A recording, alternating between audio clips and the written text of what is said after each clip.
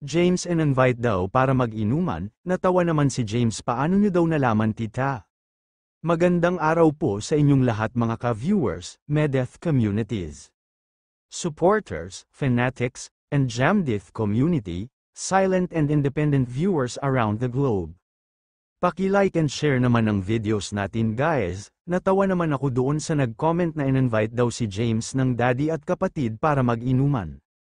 May nagsabi naman na kahit hindi daw aamin si Bunso malinaw na daw sa kanila ang lahat na may something na si James at si Bunso.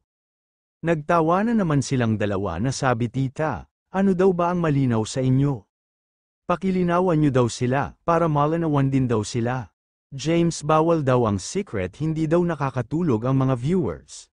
Huwag daw kayo mag-alala tita, marami na daw tayong hindi makakatulog dahil sa secret ni James. Saad pa ni Bunso, meron namang hindi na nakapagpigil. Tinanong na niya kung sila na ba ni James, kalma lang daw kayo guys. Hindi pa daw sila, may something na ba daw sila, nasagot ni James sa amin na lang yun guys. Napangiti naman na kinilig si Medeth, napakwento naman si Medeth tungkol kay James noong time na nag-travel sila together. Na hindi daw makakatulog si James dahil namamahay ito. Hindi kasi siya sanay sa travel pagkwento pa ni Bunso.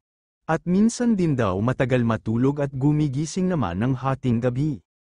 Ano daw ba ang bagong traits na na-discover ni James kay Bunso na magkasama sila 24/7 ng 4 na araw? Malambing daw talaga si Bunso, maalaga, adventurous at wala daw kapaguran panay lakad. Ganun din daw si James maalaga din, lagi niya daw dala-dala ang bag ni Bunso. Mabigat daw kasi ang bag ni Bunso, hindi daw napapagod si James. Sa halos 2 buwan daw na magka-love team ang Jamdith. Hindi daw ba nai-insecure si Jam kung may humahanga kay Medeth? Hindi naman daw guys kasi mas okay daw sa kanya yon dahil may naka-appreciate daw at humahanga kay Medeth. Mas natutuwa daw siya sa ganon, kasi mabait, maganda at maalaga daw talaga si Bunso at wala naman daw dapat na ika-insecure o dapat ipagselo si Jam guys saad pa ni Bunso. Kasi wala naman daw siyang ipinakikilala kay Jam, na may gusto yan sa kanya, o pinangalandakan naman liligaw niya. Hanggang dito po muli mga ka-viewers, maraming salamat po sa inyong lahat.